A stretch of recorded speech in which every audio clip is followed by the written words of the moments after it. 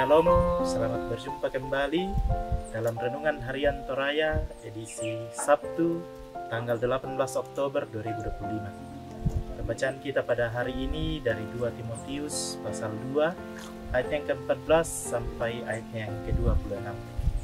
Sebelum kita membaca dan merenungkan firman Tuhan, mari kita berdoa. Ya Tuhan, terima kasih untuk kehidupan yang Tuhan masih anugerahkan bagi kami pada saat ini. Ya Tuhan, pada saat ini kami akan membaca dan merenungkan akan firman-Mu. Tuntun kami dengan Roh Kudus-Mu sehingga firman-Mu yang akan kami baca dan kami renungkan dapat kami mengerti, dapat kami pahami. Terlebih ya Tuhan, dapat kami aplikasikan dalam setiap langkah kehidupan kami. Ya Tuhan, kami siap membaca dan merenungkan firman-Mu. Dalam nama Tuhan Yesus kami berdoa. Amin. 2 Timotius pasalnya yang kedua, ayatnya yang ke-14 sampai 26. Firman Tuhan, nasihat dalam menghadapi pengajar yang sesat. Ingatkan dan pesankanlah semuanya itu dengan sungguh-sungguh kepada mereka di hadapan Allah, agar jangan mereka bersilat kata.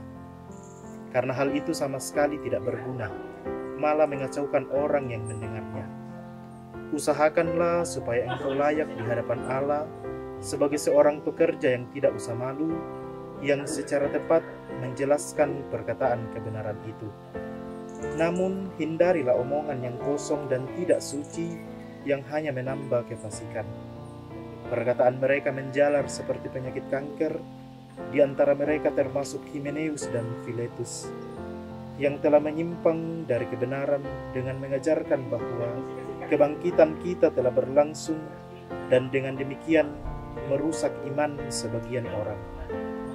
Namun dasar yang diletakkan Allah itu teguh, dan meterainya ialah Tuhan mengenal siapa miliknya. Dan setiap orang yang menyebut nama Tuhan hendaklah meninggalkan kejahatan. Dalam rumah yang besar bukan hanya terdapat perabot dari emas dan perak, melainkan juga dari kayu dan tanah. Yang pertama dipakai untuk maksud yang mulia, dan yang terakhir untuk maksud yang kurang mulia. Jika seseorang menyucikan dirinya dari hal-hal yang jahat, ia akan menjadi perabot rumah untuk maksud yang mulia. Ia dikuduskan, berguna bagi tuannya, dan disediakan untuk setiap pekerjaan yang baik. Jauhilah nafsu orang muda, kejarlah keadilan, kesetiaan, kasih dan damai sejahtera bersama mereka yang berseru kepada Tuhan dengan hati yang murni. Hindarilah persoalan-persoalan yang dicari-cari, yang bodoh dan tidak layak. Engkau tahu bahwa persoalan-persoalan itu menimbulkan pertengkaran.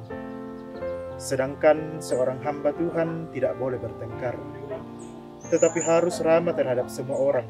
Ia harus pandai mengajar, sabar, dan dengan lemah lembut dapat menuntun orang yang suka melawan, sebab mungkin Tuhan memberikan kesempatan kepada mereka untuk bertobat dan memimpin mereka sehingga mereka mengenal kebenaran. Dan dengan demikian mereka menjadi sadar kembali karena terlepas dari jerat iblis yang telah mengikat mereka pada kehendaknya. Amin. Firman Tuhan. Bapak, Ibu, dan saudara-saudara, tema kita dari pembacaan kita pada hari ini yaitu usahakan dan hindari. Pengkulei ammo pesalai. Strategi merupakan hal yang wajib untuk mencapai kemenangan dalam pertandingan sepak bola.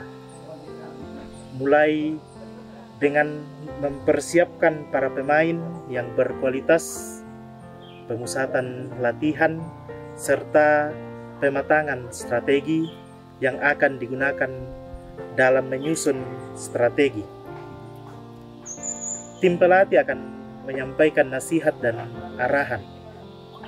Nasihat tersebut biasanya berisi hal-hal yang harus mereka upayakan dan hal-hal yang harus mereka hindari ketika para pemain paham pada apa yang harus diusahakan dan yang mesti dihindari, maka strategi akan berjalan dengan baik. Demikian pula strategi yang Rasul Paulus sampaikan kepada Timotius untuk diteruskan kepada orang percaya. Strategi tersebut juga berisi hal-hal yang perlu mereka usahakan dan hal-hal yang mereka hindari. Nasihat ini disampaikan dalam menghadapi pengajar-pengajar sesat. Menghadapi serangan para penyesat tersebut, Rasul Paulus membagikan strateginya kepada Timotius untuk diterapkan. Strategi dengan mengusahakan dan menghindari, orang percaya harus mengusahakan supaya mereka layak di hadapan Allah, seperti dalam ayat 15 dari pembacaan kita. Kejarlah keadilan, kesetiaan, kasih dan damai sejahtera, ramah, sabar dan lemah lembut terhadap orang lain. Itulah yang harus mereka usahakan dengan tekun dalam menghadapi musuh dan penyesat. Mereka dituntun juga untuk menghindari omong kosong seperti dalam ayat 16. Nafsu orang muda, persoalan yang dicari-cari, mereka diajak untuk menghindari hal yang dapat menjadi batu sandungan.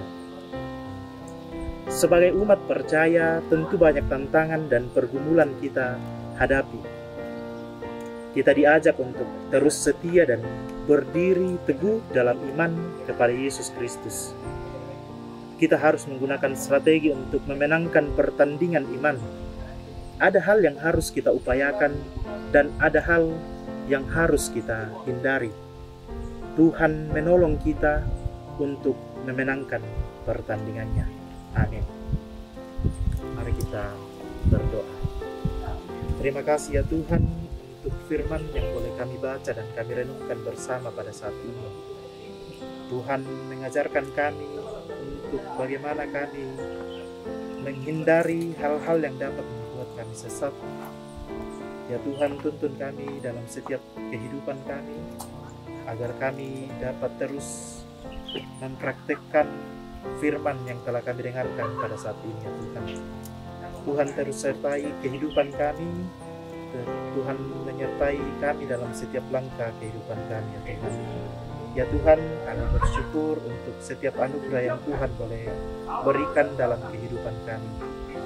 Dalam nama anak-Mu Yesus Kristus, itulah Tuhan dan Juru Selamat kami yang datang menyampaikan kepada kami.